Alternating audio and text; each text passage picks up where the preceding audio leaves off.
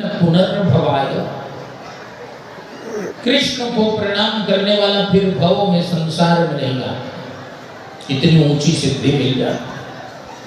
और महापुरुषों को प्रणाम करने से तद्विद्धि प्रणिपातेन ज्ञान आ जाता है। स्मृतिकार भगवान मनु का वचन हम सबों को याद है, अभिवादनशीलस्य नित्यं वृद्धोपसेविनः चत्वारि तस्य वर्धन्ते आयुर्विद्या यशो बलम।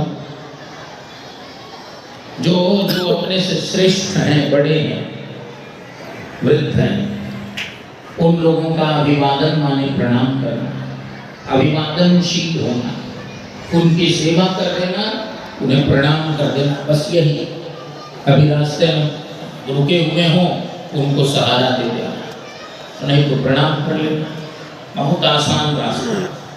और इससे क्या होता है, चत्वारि तस्य वर्धन्ते, चार चीजें उसकी बढ़ती ही बढ़ती हैं, बढ़नी ही बढ़नी है। वो चार कौन है?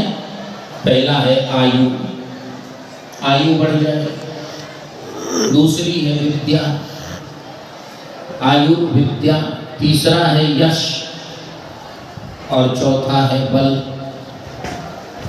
बादाम से बल बढ़ेगा कि नहीं बढ़ेगा भगवान जाने, लेकिन महापुरुषों को प्रणाम करने से बल बढ़ना ही है, विद्या बढ़नी ही है, आयु बढ़नी ही है।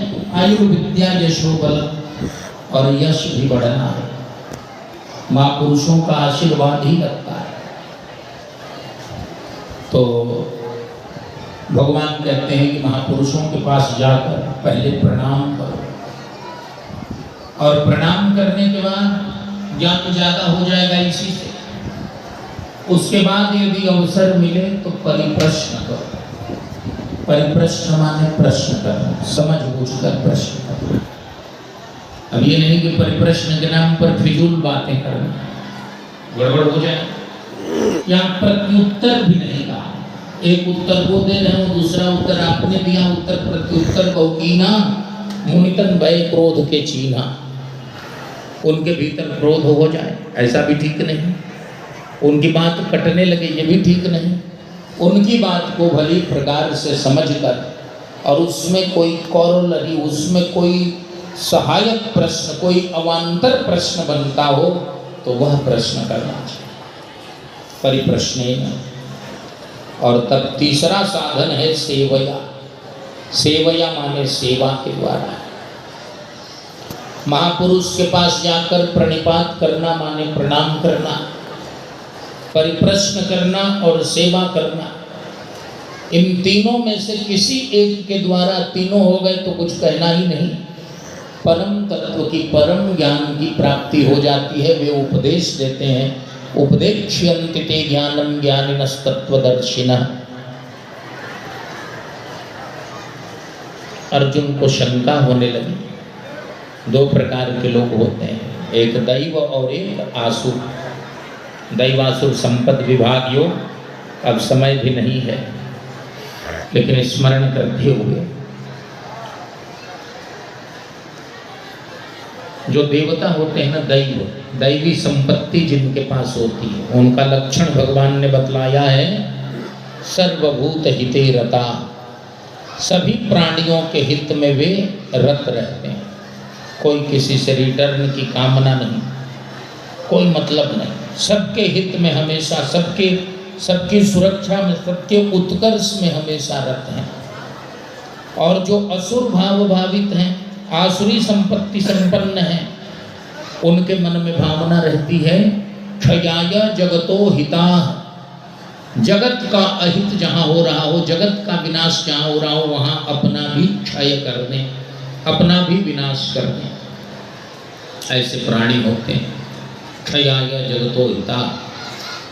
तो जो असुर हैं वे देवताओं से ज़्यादा साधन संपन्न होते हैं। जागतिक साधन, जो भी साधन है, बल भी ज़्यादा होता है। अब ऐसे में यदि केवल प्रणिपात करना है, प्रणाम ही करना है, तो देवता 2 बार प्रणाम करेंगे, तब तक धक्का देकर कोई बलवान असुर आएगा तो 50 बार कर देगा, है ना। देवता थोड़ा सा प्रश्न करेंगे वो दबा देगा कि हटो, और ज़्यादा प्रश्न वही करेगा। देवता थोड़ी सी सेवा करेंगे, उसके पास साधन भी है, बल भी है, वो ज़्यादा सेवा कर देगा। तो महाराज ज्ञान किसको मिलेगा, देवता को कि असुर को? तो भगवान उसी चौथे अध्याय के अंत में कहते हैं, उत्तरार्ध में कहते हैं कि विश्व रूप का दर्शन भी करा दिया। और अर्जुन ने उस विश्व रूप का दर्शन किया और अपने मनोभाव व्यक्त किए कि आपको देखकर और आप में इस पूरे जगत को, विश्व को देखकर मेरी मनोदशा कैसी है। और अर्जुन ने उसी में भगवान की समर्पिति भी, समर्पण किया। अर्जुन ने कहा कि मुझसे गलती हो गई थी, भूल हो गई थी। क्या भूल हुई थी? कहा कभी कभी मैं आपको अपना भाई, अपना संबंधी, ममेले फुफेले भाई थे ना दोनों, अपना संबंधी, अपना मित्र, और बीच बीच में तो युद्ध के समय से आपको अपना स्टाफ, सारथी ही समझता था। और आप यह है, आपके इस रूप को देखने के बाद अब तो बड़ा भय लग रहा है। मैं दुर्वचन कहे बहु तेरे, सखेति मत्वा प्रसभम यदुक्तम, हे कृष्ण हे यादव हे सखेति। बड़े लोगों का नाम नहीं लिया जाता, लेकिन शास्त्र ने कह दिया है कि भगवान का नाम चाहे जैसे लो लाभ ही होगा। बड़े लोगों का, गुरुओं का, महापुरुषों का, भगवान का भी नाम लेते हैं तो बड़े आदर से लेते हैं। श्रीमन नारायण, केवल नारायण, गृहस्थ तो नहीं बोले, श्रीमन नारायण, श्री कृष्ण, श्री राम। अब मैंने तो आपको कृष्ण कहा, कृष्ण आप नहीं आए, यादव, और फिर सखेती, अरे यार इधर आना, कुछ कुछ हरियाणवी भी बीच में डाल दी, अब तो डर लग रहा है। सखेति मत्वा प्रसभम यदुक्तम, यदुक्तम, आपको मित्र मानकर, स्टाफ मानकर जो कुछ कहा, हे कृष्ण हे यादव हे सखेति, भगवान ने कहा उसकी चिंता मत करो। मत कर्मा कृन्मत परमो मत भक्तः संगवर्जितः, निर्वैरः सर्वभूतेषु यः स मामेति पांडव। बहुत दिव्य श्लोक हैं, बड़े दिव्य वचन हैं, अलग अलग अध्यायों का अलग अलग चमत्कार है। 18वें अध्याय में संपूर्ण ज्ञान कर्म संन्यास योग सुनाने के बाद भगवान ने अर्जुन की ओर देखा। ये नहीं कहा कि तुम युद्ध करो, ये नहीं कहा कि ये करो वो करो मत करो, केवल देखा। अर्जुन का सारा मोह समाप्त हो गया। अर्जुन भगवान के श्री चरणों में गिर गए और अर्जुन ने भगवान से प्रार्थना की, नष्टो मोह स्मृतिर्लब्धा त्वत्प्रसादान् मयाच्युत, स्थितोस्मि गत संदेहः करिष्ये वचनं तव। प्रभु, आपके इन वचनों को, आपके प्रवचनों को सुनकर मेरा मोह नष्ट हो गया। नष्टो मोह, और स्मृति लब्धा, जो मेरी स्मृति है वह लब्ध, वह प्राप्त मैंने कर ली। लब्धा आ गई वापस, रिकॉल कर लिया मैंने अपनी मेमोरी। जो बीच में विकृति आई थी वो चली गई, नष्टो मोह और स्मृति लब्धा। लेकिन ये सब कैसे हुआ? त्वत्प्रसादान् मयाच्युत, हे अच्युत, हे श्री कृष्ण, आपके प्रसाद से, आपकी कृपा से ये हुआ।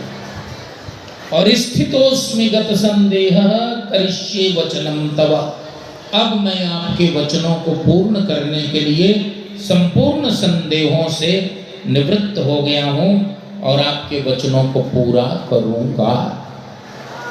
इतना कहने और सुनने के बाद अब संजय कह रहे हैं धृतराष्ट्र से, यत्र योगेश्वरो कृष्णः यत्र पार्थो धनुर्धरः तत्र श्रीर्विजयो भूतिर्ध्रुवा नीतिर्मतिर्मम। ऐसे ये अर्जुन और श्री कृष्ण का इस श्लोक का अर्थ पहले दिन कहा 26 तारीख को। तो ऐसे में यत्र योगेश्वरो कृष्ण यत्र पार्थो धनुर्धरः तत्र श्री विजयो भूतिर ध्रुवा नीतिर मतिर्मम। जिस तरफ भगवान श्री कृष्ण योगेश्वर श्री कृष्ण है और जिस तरफ पार्थ अर्जुन है, वही श्री है, वही भूति माने विभूति है, वैभव है, वही विजय है, वही कीर्ति है, वही स्मृति है, वही सारी चीजें हैं। तो ये गीता का सामान्य निष्कर्ष, सामान्य परिचय हुआ। भगवान ने चाहा तो फिर कभी। अब ये सत्र जो है 3 दिनों का था, 8 बज गया और कार्यक्रम है और लोग वेट कर रहे होंगे और आप सबों के लिए और अच्छे अच्छे कार्यक्रम जो रोज चलाए जाते होंगे।